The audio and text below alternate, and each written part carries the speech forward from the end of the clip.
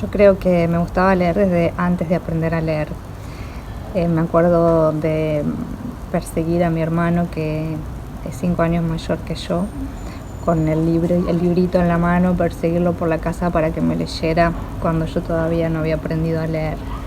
Después fue muy importante para mí en las lecturas de infancia, la biblioteca de la escuela 84, que era la escuela, bueno, es la escuela donde yo hice la primaria, que tenía una biblioteca muy linda, muy llena de todos esos libritos que queríamos leer, que eran los libros de la colección Villiquen y de la colección Robin Hood.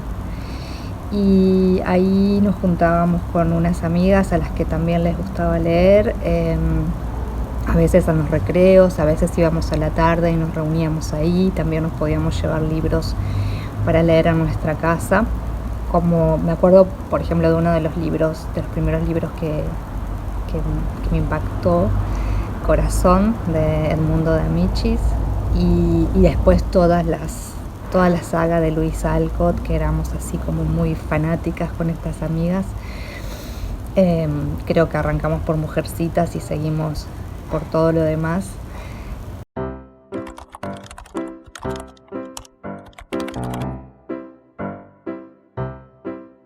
Un autor que sí yo lo sentí como fundamental cuando empecé a escribir, no ahora, de hecho hace poco, el año pasado, quise releer una novelita de él que me había impactado mucho cuando la leí a los 20 años y no pude, que es Onetti. Bueno, Onetti sí fue para mí como una especie de luz en el camino cuando recién empezaba a escribir. Era como la figura para mí del escritor. Y me pasó esto con esta novela que se llama La niña y la muerte, que me acuerdo que la había leído prestada y me había encantado, me había impactado muchísimo, y eso, hace un tiempo intenté releerla y salí un poco espantada, no por obviamente la escritura de Onetti, su pluma, bueno, tan particular y tan de él, sigue pareciéndome un gran escritor, pero había algo en la ontología de esos personajes que me expulsó inmediatamente de la novela. Pero bueno, qué sé yo creo que nuestras lecturas van cambiando, por suerte, a lo largo del tiempo. No nos gustan siempre los mismos escritores y las mismas escritoras, y también creo que en distintas etapas de mi escritura podría rastrear influencias de diferentes autores. Por ejemplo, un autor que yo siento que me marcó muchísimo y que me dio un poco el permiso de escribir Ladrilleros es Erskine Caldwell, un autor norteamericano, muy leído, muy bestseller en la década del 50, del 60, y una novela suya en particular que es El camino del tabaco, que fue lo primero de Caldwell que leí, y me acuerdo que también fue una conmoción, y yo siento que esa novela me dio el permiso después para escribir Ladrilleros.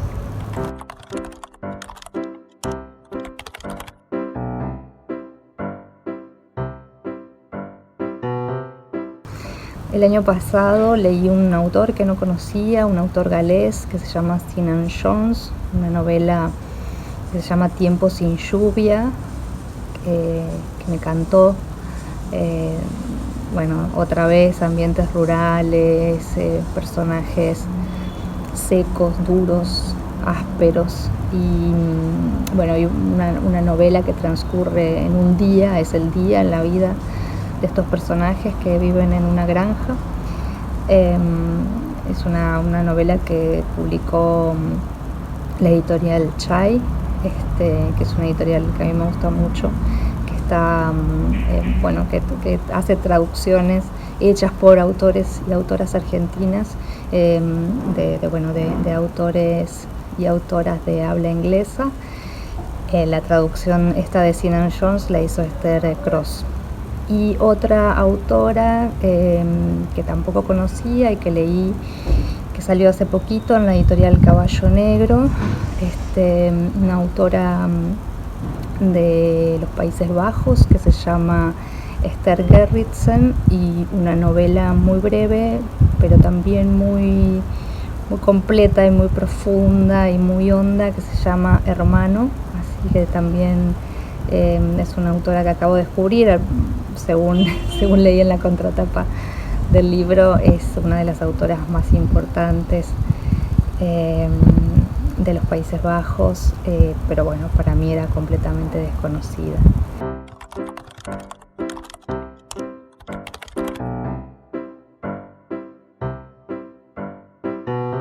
Yo creo que por diferentes razones.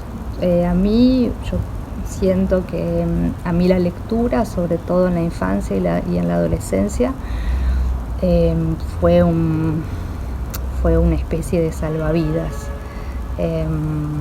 Yo a través de la lectura me di cuenta de que había otros mundos posibles, otras vidas posibles, universos a explorar, a descubrir, y yo lo que siento es que la lectura siempre es apertura, siempre te da eso, como una apertura mental que creo que si no hubiese leído me hubiese costado mucho alcanzar, o quizá nunca hubiese alcanzado a tenerla. Y también, qué sé yo, y también leo, y también cuando leo me gusta entretenerme. Está un poco mal visto decir que una va a la lectura como entretenimiento, pero a mí me parece que es algo que también está bueno no perder de vista. Ahora, por supuesto, leo buscando otras cosas y a veces hasta leo como si estuviese estudiando a un autor, una autora, un libro en particular. Un poco eso es lo que lamento un poco, haber perdido la inocencia de la lectura, o la ingenuidad que tenía cuando solamente me interesaba leer y no buscaba ninguna otra cosa en esa lectura que un viaje. Voy a decir algo que es bastante remanido, pero bueno, la lectura como viaje, como pasaporte a otros lugares, a otras maneras de ser, de estar y de mirar el mundo.